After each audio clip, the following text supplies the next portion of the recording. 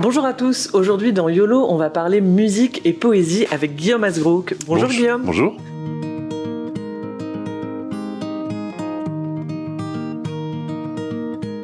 Alors Guillaume, tu es musicien, pianiste, compositeur. Tu as étudié la musique classique avant de te tourner vers le jazz. Tu dis du jazz, dans une autre interview, que le jazz est parfois trop élitiste ou trop centré sur lui-même, alors que toi, ce que tu aimes dans le jazz, justement, c'est la fusion, de pouvoir y intégrer des univers différents issus de tes rencontres. Et aujourd'hui, justement, c'est une rencontre avec un poète qui t'a amené à faire cet album avec le groupe Pigment and the Clarinet Corps.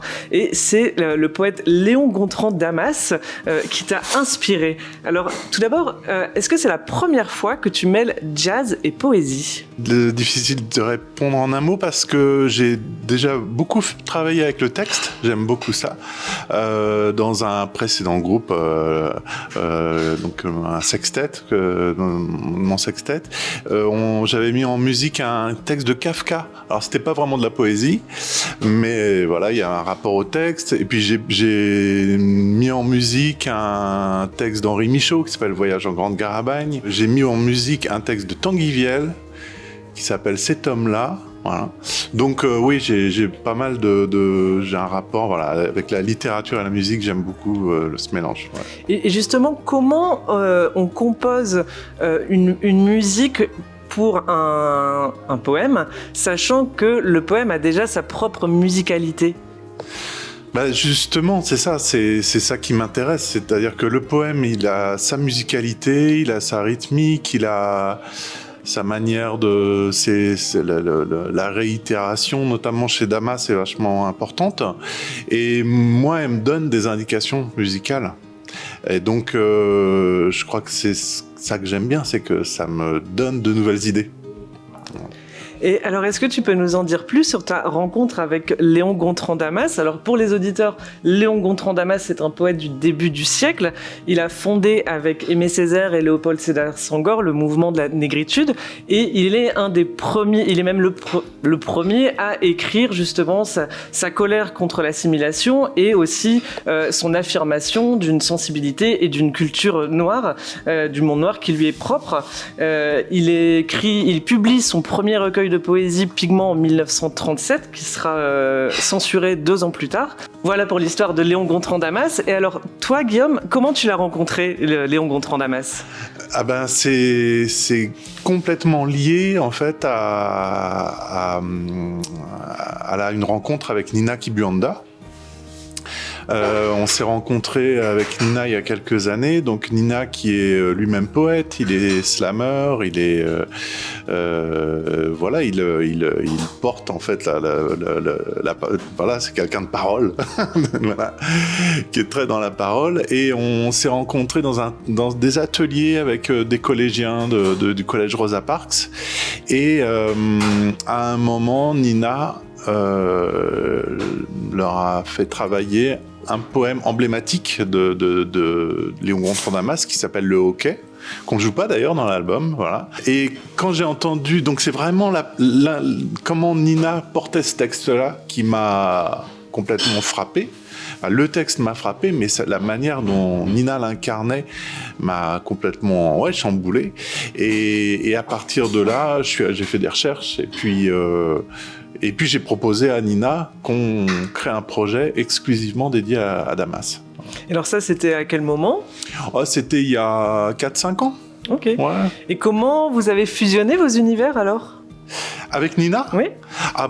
C'est toujours été une évidence avec Nina parce que on a commencé de manière très improvisée en fait et on jouait à l'occasion de soirées, souvent aussi sur sa poésie.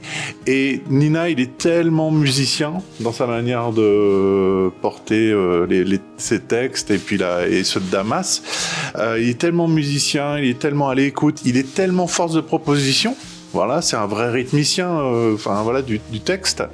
Et donc, moi, j'ai qu'à suivre, en fait. Et puis ensuite, j'ai écrit de la musique. On a associé le bassiste Olivier Carole donc au groupe, et puis dans un deuxième temps on a fait l'invitation donc à Julien Stella qui est clarinettiste et beatboxer, à Olivier Thémine et à Nicolas Audouin qui sont clarinettistes de nous rejoindre, donc avec cette idée d'ajouter un chœur de clarinette, voilà, donc 3 clarinettistes. Parce que je trouve qu'en fait, j'aime beaucoup doubler, voire tripler les instruments dans les groupes, parce que je trouve que ça apporte quelque chose ça apporte une singularité que j'aime bien. Et puis dans l'écriture de Damas, tu t'as pas dit ce mot-là, mais en filigrane il était présent. Il y a l'idée de diaspora, en fait, il y a l'idée de communauté, quoi. Et je trouve que voilà, d'un point de vue métaphorique, pour moi c'est un peu ça, ce chœur de clarinette. Et est-ce que ce choix aussi de Léon Gontran-Damas, est-ce qu'il y a une volonté de mettre en lumière un poète un peu oublié? Parce que c'est vrai qu'on cite souvent Aimé Césaire, Léopold Sédar Senghor, mais c'est vrai que Léon Gontran-Damas, il est un peu oublié alors que c'est un des premiers à écrire sur le sujet. Est-ce que ce choix, il naît de cette volonté aussi de mettre en lumière un auteur? Complètement, ouais, tout à fait, ouais. Oui, parce que ça a été un choc, de le découvrir, et oui, alors il y a eu une autre personne importante finalement dans cette redécouverte de Damas, ça a été d'entendre Christiane Taubira, du coup, qui a scandé un de ses poèmes, donc Nous les gueux, qui est tiré de Black Label. Donc ça, c'était au moment du vote du débat pour la loi pour le mariage pour tous, et donc voilà, elle est prise à partie par un député et qui lui lance la référence de Damas, et là elle l'arrête, et puis elle balance un texte, c'est assez magistral, et donc voilà, ça a participé aussi de cette redécouverte, et aujourd'hui c'est un poète qui résonne de manière très forte aussi pour des auteurs d'aujourd'hui, en fait. C'est vraiment une figure forte et inspirante, quoi. Et justement, dans cet album, au-delà des reprises de ces poèmes, tu as invité aussi d'autres auteurs à justement écrire des textes. Est-ce que ce sont des textes originaux en réponse, puisque l'album s'appelle A Call and Response, et dans les réponses, nous avons tout un ensemble de textes écrits par des auteurs et des poètes différents en réponse à la poésie de Léon Gontran-Damas. Ouais. Est-ce que tu peux nous en dire plus? Oui, en fait, donc ça c'est...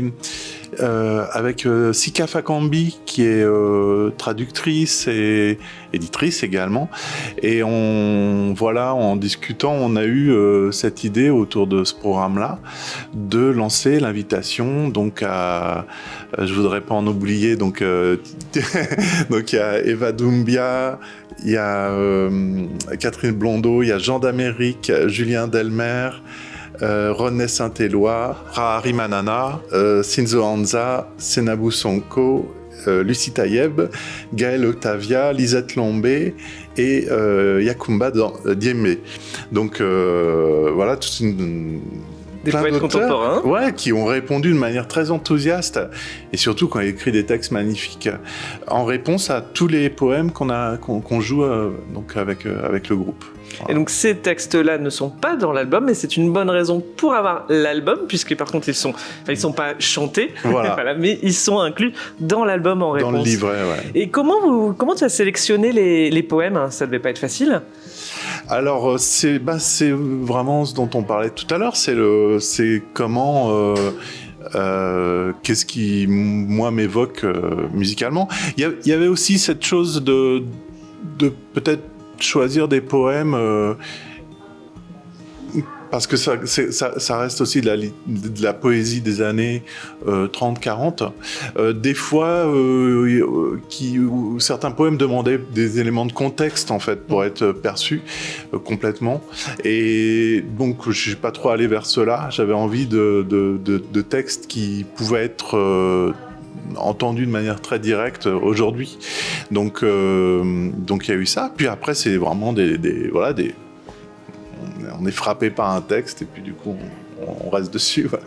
Alors, où est-ce qu'on peut vous voir et vous écouter live en train d'interpréter Léon Gontran Damas, alors, bientôt? Eh bien, on va jouer à la Romerie le 20 novembre. Donc, c'est un lieu sur Paris et qui a la particularité, en fait, d'être un lieu que fréquentait Léon Gontran Damas. Voilà. Donc voilà, et le 26 novembre, donc une semaine après, on sera sous les palmiers à la plage à Saint-Nazaire. Super. Et alors, est-ce qu'il y aura une suite à cet album? Eh bien, on y réfléchit fortement là actuellement. Voilà. Oui, complètement, parce que c'est la combinaison en fait de musiciens qui sont réunis là, et puis le projet en lui-même, il continue de m'exciter beaucoup, donc il me donne de nouvelles idées musicales. Et puis je vais pas en parler, mais j'ai découvert des textes là qui me plaisent beaucoup, donc voilà. Donc on va repartir sur un nouveau programme. Ouais. Super, on a hâte d'écouter ça. Merci beaucoup, Guillaume. Merci à toi, Nina. Et pour finir cette interview, comme à l'accoutumée, je demande à notre invité de nous lire un extrait de son choix. Qu'as-tu choisi pour nous aujourd'hui, Guillaume? Eh bien, je suis venu avec un poème de James Noël, voilà, qui est un poète haïtien. Ça s'appelle « Un jour les muses poseront nues pour les poètes ». Un jour la poésie sortira du marché de la poésie.